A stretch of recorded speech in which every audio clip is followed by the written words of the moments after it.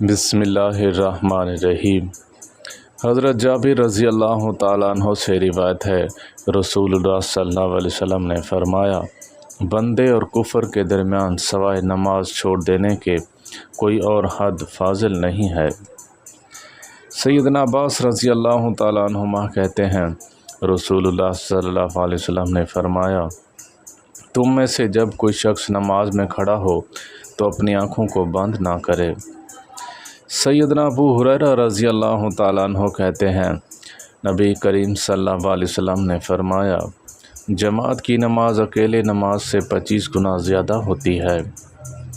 سیدنا عبداللہ بن مسعود رضی اللہ تعالیٰ عنہ کہتے ہیں، رسول اللہ صلی اللہ علیہ وسلم نے فرمایا، جب صبح کی نماز پڑھو گے تو وہ اس نماز اس جلن کو دھو دے گی، پھر تم جل جاؤ گے تو ظہر کی نماز اسے دھو دو گی، پھر جل جاؤ گے تو عصر کی نماز اسے دھو دو گی، پھر جل جاؤ گے تو مغرب کی نماز اسے دھو دے گی، اور پھر تم جل جاؤ گے تو عشاء کی نماز اسے دھو دے گی۔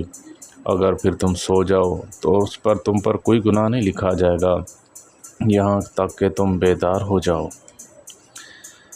سیدنا ابو سعید رضی اللہ تعالیٰ عنہ کہتے ہیں، نبی کریم صلی اللہ علیہ وسلم نے فرمایا، جب کوئی آدمی رات کے وقت اپنے گھر والوں کو جگائے پھر وضو کرے اور دونوں نماز ادا کریں تو وہ دونوں اللہ تعالیٰ کو بہت یاد کرنے والوں میں مردوں اور عورتوں میں لکھے جائیں گے۔ سیدنا سمرہ بن جندب رضی اللہ تعالیٰ عنہ کہتے ہیں، رسول اللہ صلی اللہ علیہ وسلم نے فرمایا، جمعہ کے دن حاضر ہوا کرو اور امام کے قریب ہو کر بیٹھو۔ کوئی آدمی اہل جنت سے ہوتا ہے مگر وہ جمعہ کی نماز سے پیچھے رہنے لگتا ہے تو وہ جنت سے بھی پیچھے کر دیا جاتا ہے، حالانکہ وہ جنت والوں میں سے ہوتا ہے۔ سیدنا عمر بن رضی اللہ تعالیٰ عنہما کہتے ہیں، نبی کریم صلی اللہ علیہ وسلم سے پوچھا گیا، کون سا رات کا وہ حصہ قبولیت میں زیادہ اثر والا ہے؟ آپ صلی اللہ علیہ وسلم نے فرمایا، رات کا درمیانی حصہ۔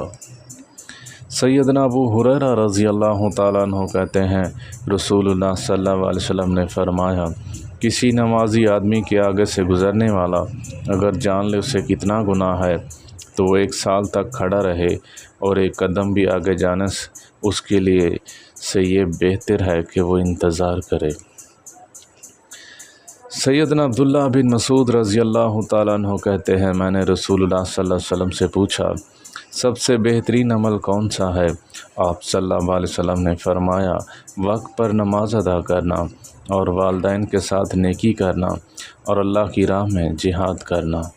اللہ تعالی ہم سب کو عمل کرنے کی توفیق عطا فرمائے۔ وآخر دعوانا الحمد للہ رب العالمین۔